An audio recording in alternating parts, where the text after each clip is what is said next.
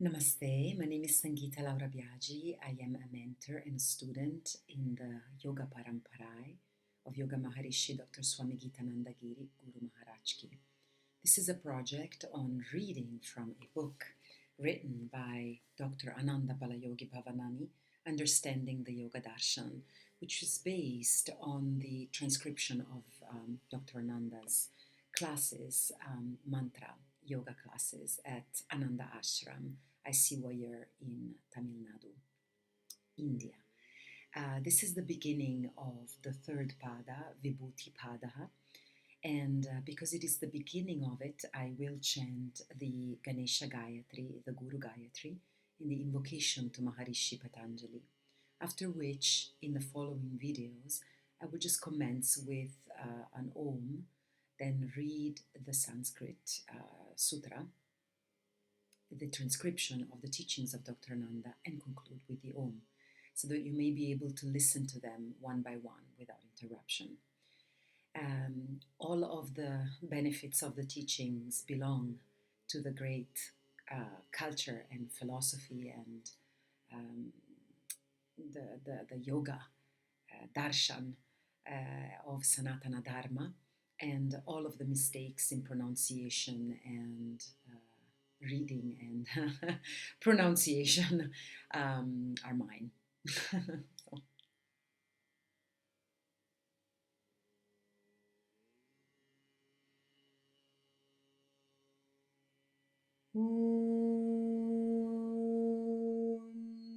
तद्गणेशाय विद्महे वक्रतुण्डाय धीमहि तन्नो दन्तिः प्रचोदयात्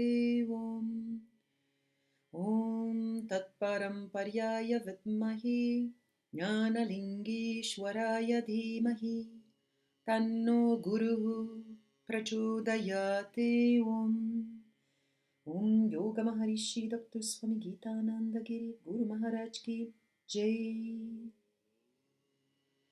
Om Yogena cittasya padena vacham malam sharirasya chavaidhyakena yopakarotam pravaram muninam patanjalim pranjaliranatosmi.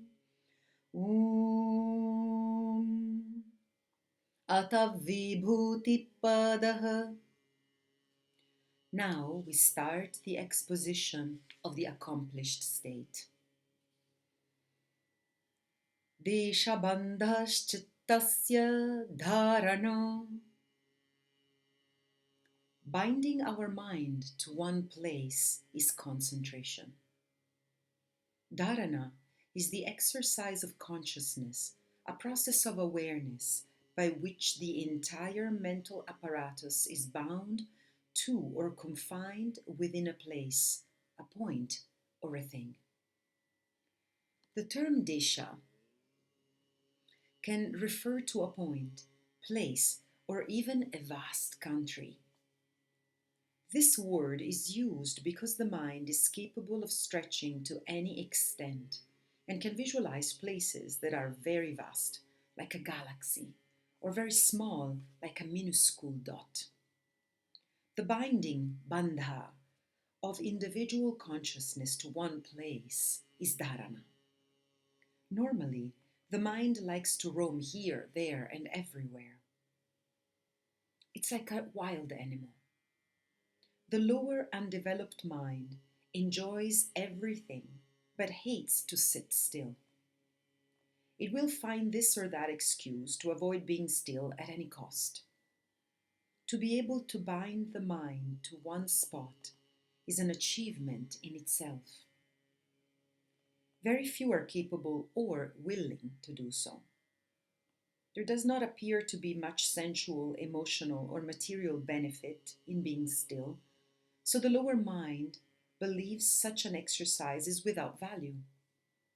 In some ways, keeping still also goes directly against the survival urge, as not moving could jeopardize the very life of an animal.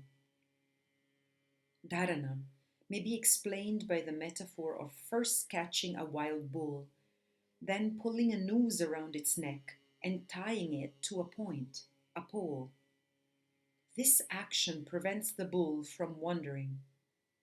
Furthermore, a corral may be built or a fence which keeps the animal confined within a place. The bull, of course, is the wild, wayward mind, and the securing of that bull is the act of dharana.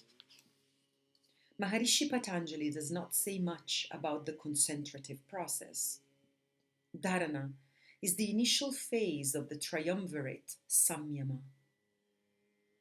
Patanjali perhaps expects that anyone studying his treatise will be already undergoing the necessary sadhana under the expert guidance of a Satguru.